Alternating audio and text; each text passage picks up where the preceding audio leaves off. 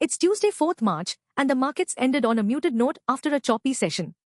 Sectorally, auto, IT, and FMCG stocks saw losses, while oil and gas, media, and PSU banks make gains. Let's take a look at today's key market highlights.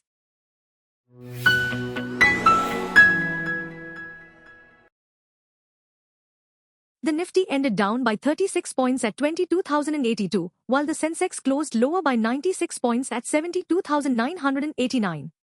Market breadth was mixed, with 2,216 stocks advancing and 1,744 declining. Auto, IT, and FMCG stocks faced pressure, falling 0.5 to 1.3%, while oil and gas, media, and PSU banks outperformed, gaining 0.6 to 2.3%. SBI, BPCL, Bharat Electronics, Shriram Finance, and Adani Enterprises led the gains on the Nifty, showing strong buying interest. On the downside, Bajaj Auto, Hero MotoCorp, Bajaj Finserv, HCL, and Eicher Motors faced selling pressure, dragging the index lower. The rupee closed at 87.2650, up 0.1%, tracking gains in Asian peers. Early losses below 87.40 were limited by state-run banks' dollar sales. Importer demand and foreign bank outflows kept pressure on the currency. Meanwhile, Trump's new tariffs on China, Canada, and Mexico weighed on sentiment. The 10-year US bond yield fell to 4.16%. Jio Financial Services is set to acquire SBI's entire stake in Jio Payments Bank for 104.54 crore rupees.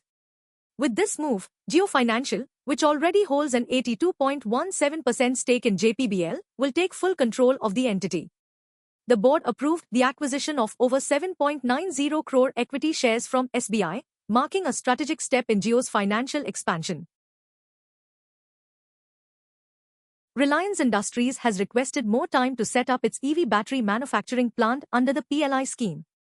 The company secured incentives in 2022 to establish 5 gigawatts of advanced chemistry cell capacity but did not specify the extension period or reason for the delay. The broader markets showed resilience today.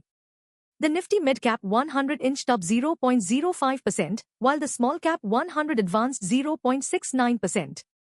This steady performance highlights sustained interest in mid- and small-cap stocks, signaling positive market sentiment.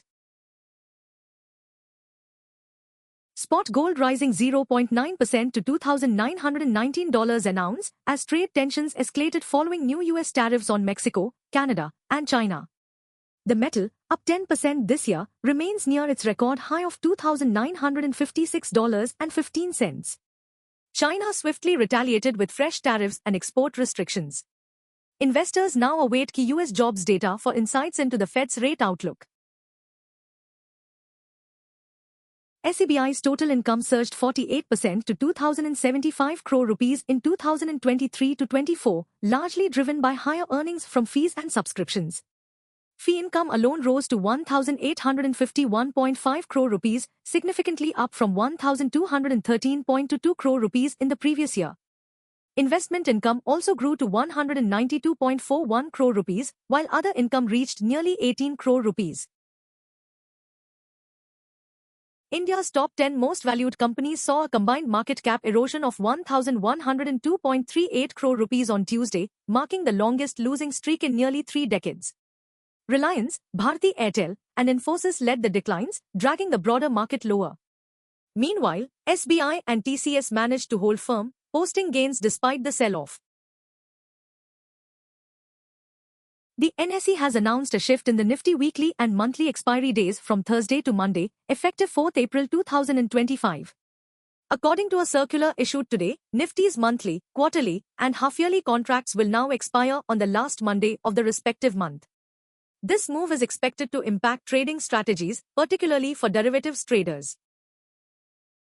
And that wraps up for today. Don't forget to like, share, and subscribe for the latest market insights.